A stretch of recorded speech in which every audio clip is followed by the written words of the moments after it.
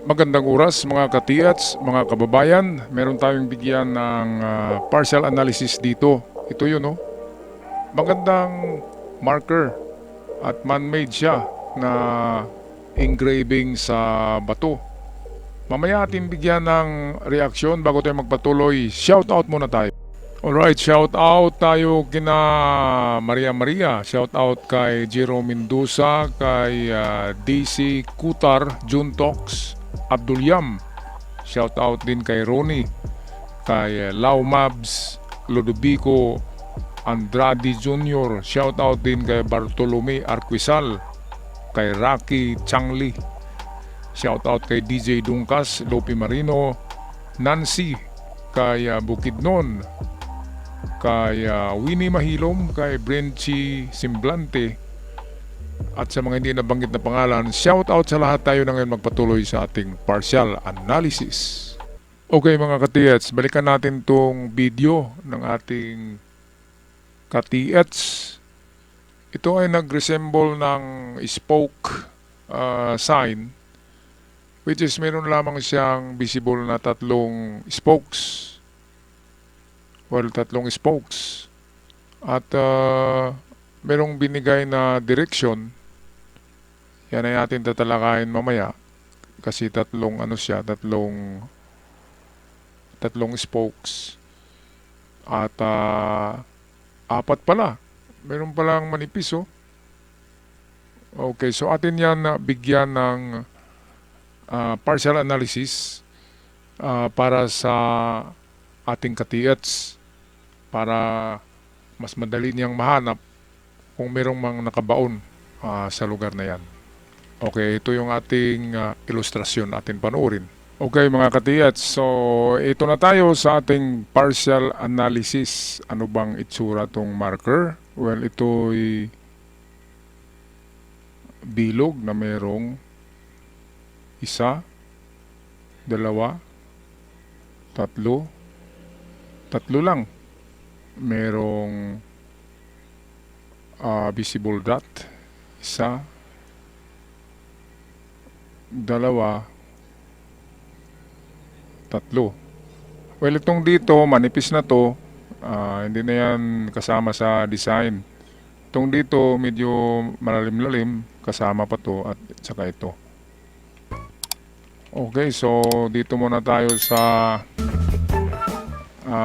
kahulugan ng spoke sign or tinatawag na sun. Ang bawat spokes ay mayroong 1.2 meters na haba yan.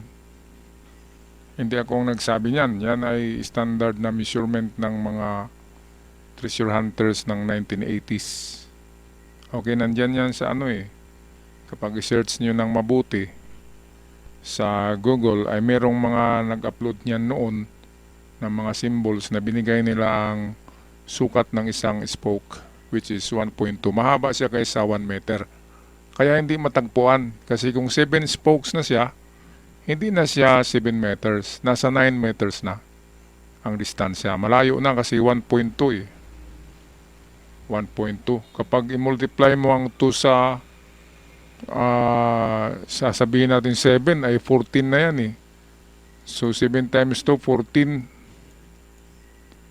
equals 14, di ba? At malayo yan kaysa 7, ang 14. Kapag maraming spokes, sabihin natin 7 spokes,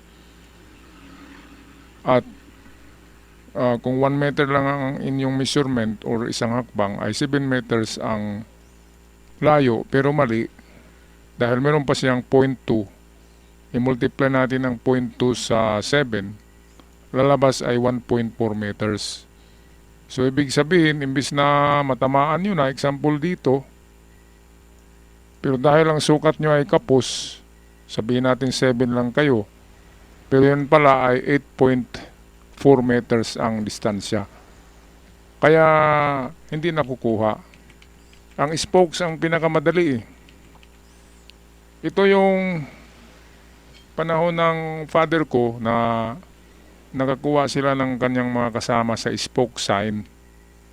Pero tinatawag yun na na rose gold ba yun? Yung parang sinubong. Ang rose gold noon na hindi nabibili. Mga kababayan, ang sinubong ay ano lang yan 10 carats. Hindi yan binibili noon. Pero ngayon, ang rose gold or 10 carats or sinubong ay binibili na. Ang dami pa naman noon na nakuha nila, isang kahon na barita rose gold. Walang bumibili noon 1980s. Kaya ginawa na lang nilang mga souvenir, pinamimigay, pinangregalo. Iyon pala ngayon ang rose gold. Kaya wag nyo itapon kapag nakahukay kayo ng bareta na parang bronze lang. Tinatawag na rose gold or mga sinubong. Wag nyo itapon. Kasi merong halaga yan. Ginto yan Merong gold content ang rose gold or sinubong. Kaya nga sinabi sinubong kasi meron siyang ginto. Noon nga lang noong 1980s, hindi yan tinatanggap sa pawn shop kahit itong Singaporean gold, hindi yan tinatanggap. Noong kolehiyo ako meron akong Singaporean gold na kwintas, hindi tinatanggap Kasi Singaporean 16 carats lang ang Singaporean, hindi yan tinatanggap. Ngayon, tinatanggap na. Dahil mahal na ngayon ng ginto. O, di ba mga kababayan? So ito, punta na tayo direktamente sa kahulugan nito. So, ang unang hanapin, halimbawa, dito tayo sa spokes. Halimbawa, ganito ang spoke sa inyo.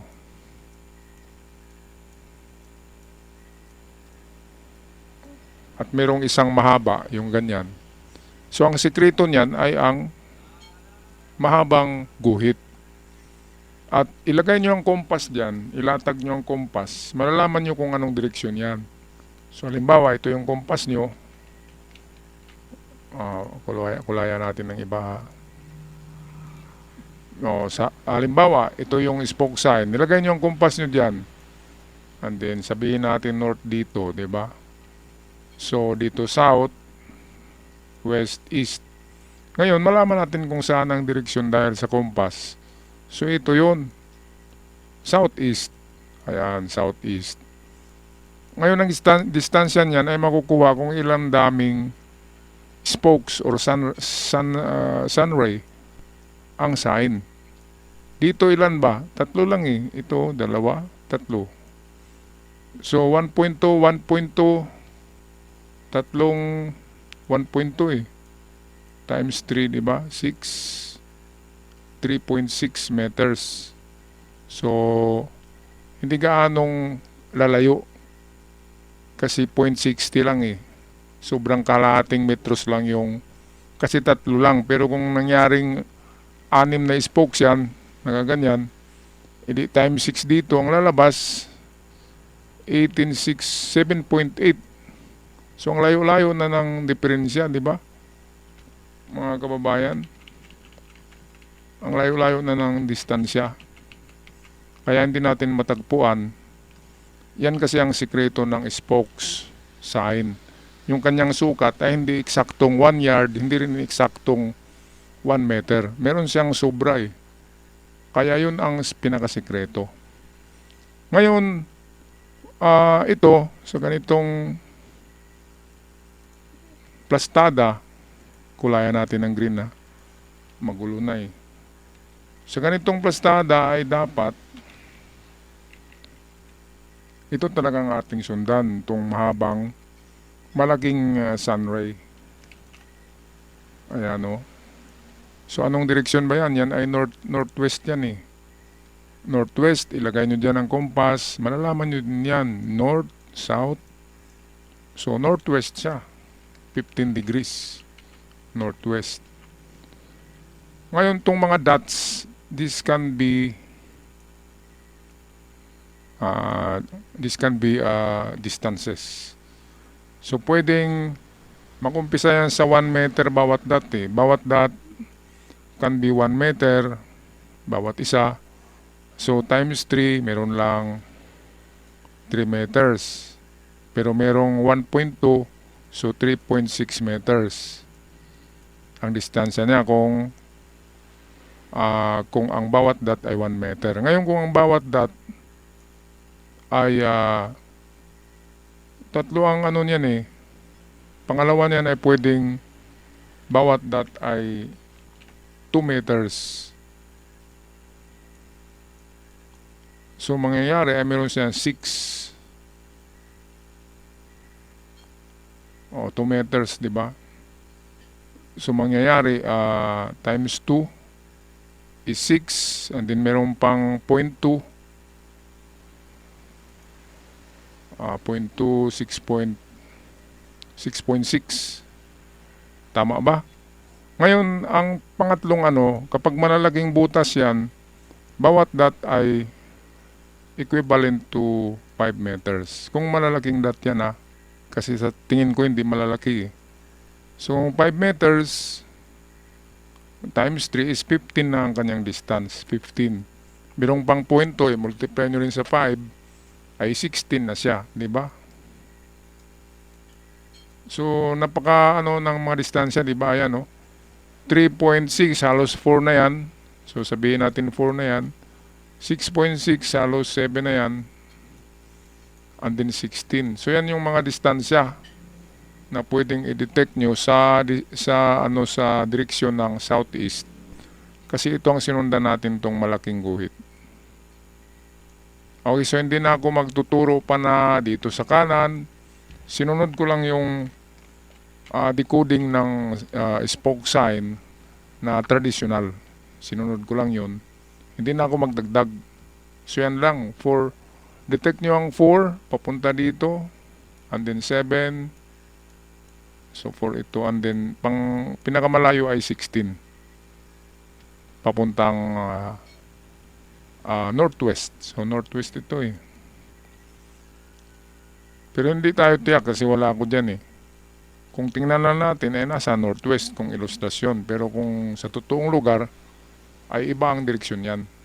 Kaya mas mabuti na lagyan nyo talaga ng may dala kayong kompas. Huwag yung cellphone na kompas. Kasi ang cellphone apps lang yan eh. Hindi naman yan magnetic kompas. Ang totoong kompas ay magnetic. Yung merong needle, merong dagom, di ba? Merong needle. Magnetic compass bilhin nyo, mura lang yan eh. Nasa 300 to 400 pesos. Noon, nagparapol ako niyan noon eh. Meron nga akong isa na misplace ko na maganda. Pero wag kayo bumili ng military compass mga ka-TH. Yan ang pinakasikreto eh. Kapag nasa bundok kayo, wag kayong magdala ng gamit ng military. Kaya wag kayong bumili ng compass na green na military compass. Ang bilhin nyo yung simple lang na compass. Yung pwedeng ikwentas nyo, pwedeng medalyon siya, at pwedeng pocket compass. Yung simple lang wag yung military grade na compass. Kasi makikita yan ng mga kaibigan natin sa bundok. Magagalit yun. Baka akalain nila na spy kayo eh. Magdadala kayo ng military compass. Kaya lang, yan ang bilhin nyo. Ang importante lang naman sa treasure hunting ay malaman natin ang 4 na direksyon ng compass. Yun lang naman yun. Para malocate natin yung mga item. Sa bawat direksyon kasi ay pwedeng nandyan sa isang direksyon. Pwedeng north, pwedeng west, nakalagay ang item. Pwedeng south, depende sa markers. Okay, so yan lang aking pag-analyze nito mga ka-TH. Sana may nabahagi ako na kunting lesson sa araw na ito tungkol sa spoke sign at ang sikreto nito. Ako'y magpaalam na. Maraming salamat sa lahat at huwag kalimutan mag-subscribe at pakishare na rin para lalago itong ating channel. Hanggang sa muli, paalam at ingat ang lahat.